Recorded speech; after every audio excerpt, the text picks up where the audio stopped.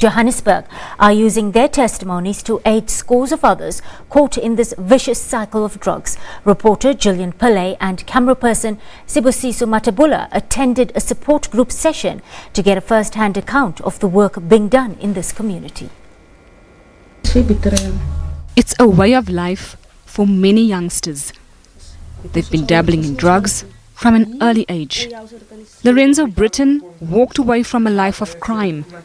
He's experimented with almost every street drug. For almost 2 months, he's been off crystal meth.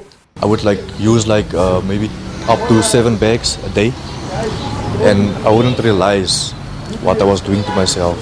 I used to take the things without even thinking, and I wouldn't care because the drug I used took away my feelings. I didn't have feelings at all.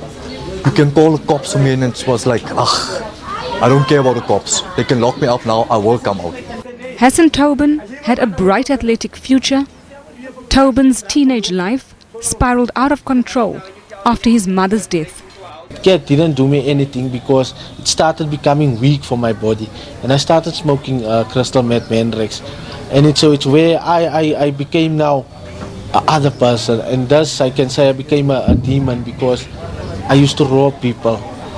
3 years ago, a near-death experience sobered him up.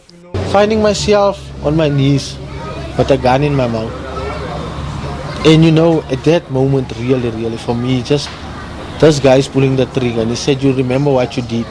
I know I did people bad in the past, I know, but I can't remember this guy's face. I don't know, as maybe his family member or someone that I robbed or something, but he pulled the trigger, and at that moment something just flashed in front of me. I saw to say really, yeah, I'm dying, crying for my life, crying literally. The friends that was with me ran away.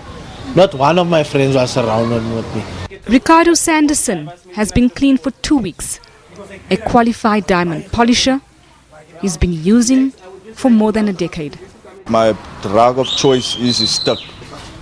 Yeah, why I'm using it is because I actually love the feeling of being high. And then obviously we can blame the community, we can blame who and who. But the reason why we actually use this stuff is because we like the feeling of being high. See, I used to steal at home. I'm a professional liar if I have time. Elridge Thompson is in uncharted waters. He's been Mandrex free for a few hours.